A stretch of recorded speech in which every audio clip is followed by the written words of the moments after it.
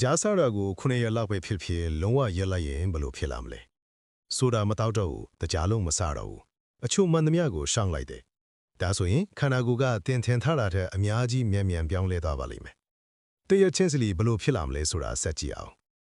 ပထမ48နာရီအတွင်းမှာခန္ဓာကိုယ်ကကြားဖြတ်နေတဲ့အခြေအနေကိုစတင်ခံစားရလိမ့်မယ်။ခေါင်းကိုက်တာကြားပြင်းပြင်းတောင်းတာစိတ်တိုတာမောပန်းနွမ်းနေတာတွေခံစားရနိုင်ပါတယ်။ဘာဖြစ်လို့လဲဆိုတော့ကြားကဦးနှောက်ထဲကပျော်ရွှင်မှုဖြစ်စေတဲ့ဓာတုပစ္စည်းဒိုပါမင်းကိုထုတ်ပေးလို့ပါ။အဲ့ဒီဓာတ်မရှိတော့တဲ့အခါဦးနှောက်ကငါ့ရဲ့ကြားဘေးရောက်သွားတာလေလို့ဆက်ဆက်ချင်းမေးခိုင်းလာတာပါ။3-4ရက်လောက်ရောက်တဲ့အခါအန်အိုးစရာကောင်းတဲ့အပြောင်းလဲတစ်ခုစပြီးဖြစ်လာပါတယ်။သွေးရင်းကြားဓာတ်ကတည်ငြိမ်လာပါတယ်။စွမ်းအင်တွေအလုံးအမြင့်တက်ပြီးချက်ချင်းကျတဲ့အသက်အကြာမရှိတော့ပါဘူး။ဒီအစားခန္ဓာကိုယ်ကစုသိမ်းထားတဲ့အဆီတွေကိုစွမ်းအင်တွေထည့်စတင်သုံးဆွဲလာပါတယ်။ဒါကြောင့်ပိုပြီးစွမ်းအင်ညီညာလာပြီးအာယုံစူးစိုက်မှုလည်းကောင်းလာတာကိုခံစားရနိုင်ပါတယ်။9ရက်လောက်ရောက်တဲ့အခါဦးလန်းချောင်းကကျေးဇူးတင်စကားကိုစတင်တုံ့ပြန်လာပါတယ်။တကြားကိုအစာကျွေးတဲ့ဘက်တီးရီးယားဆိုးတွေစတင်လွှတ်ကျလာပြီးဘက်တီးရီးယားကောင်းတွေအားကောင်းလာပါတယ်။ဒါကြောင့်ဘိုင်အောင်တာဖောင်းတာတွေတက်ထလာပြီးအစာချေဖြတ်မှုလည်းပိုကောင်းလာပါတယ်။6ရက်ရောက်တဲ့အခါအရေးပြားကပိုကြီးလဲလာကိုတတိထားမိပါလိမ့်မယ်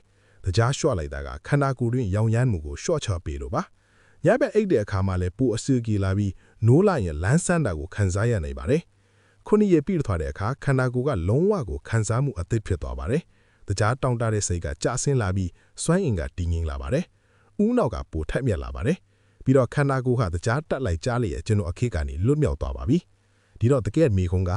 တင်းတကြားမစားဘဲ9ရက်နေနိုင်လားစမ်းကြည့်လိုက်ပါတင်းရဲ့ခန္ဓာကိုယ်ကအန်အောစရာတွေနဲ့အန်အားသင့်စေပါလိမ့်မယ်